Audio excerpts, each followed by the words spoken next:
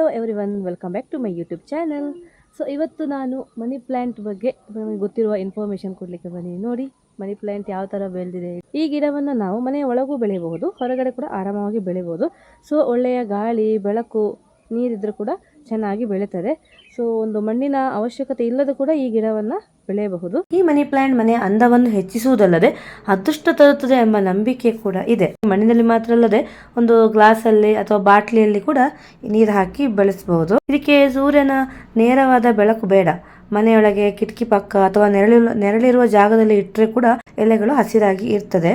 ಹೆಚ್ಚಾಗಿ ಬಿಸಿಲು ಬಿದ್ದರೆ ಹಳದಿ ಬಣ್ಣಕ್ಕೆ ತಿರುಗುವ ಚಾನ್ಸಸ್ ಇರುತ್ತೆ.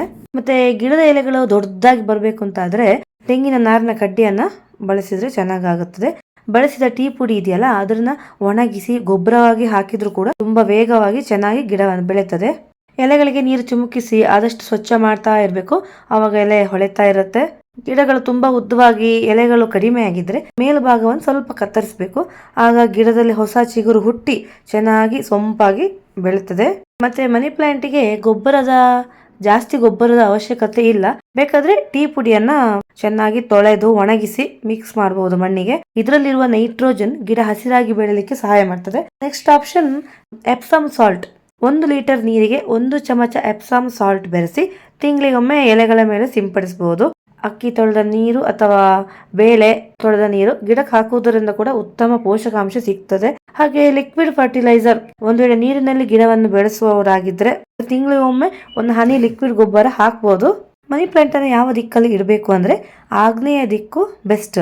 ಮನೆಯ ಆಗ್ನೇಯ ದಿಕ್ಕಿನಲ್ಲಿ ಮನಿ ಪ್ಲಾಂಟ್ ಇಟ್ರೆ ತುಂಬಾ ಶ್ರೇಷ್ಠ.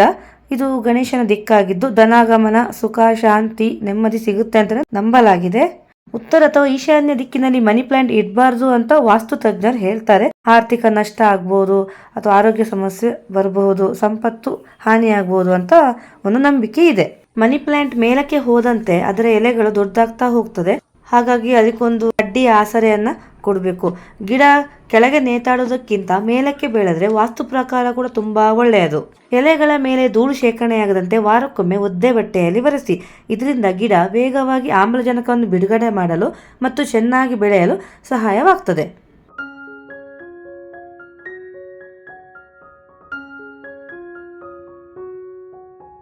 ನೋಡಿದ್ರಲ್ಲ ಸ್ನೇಹಿತರೆ, ಮನಿ ಪ್ಲಾಂಟ್ ಬಗ್ಗೆ ಈ ಮಾಹಿತಿ ನಿಮಗೆ ಇಷ್ಟವಾಗಿದ್ದರೆ ವಿಡಿಯೋಗೆ ಒಂದು ಲೈಕ್ ಕೊಡಿ.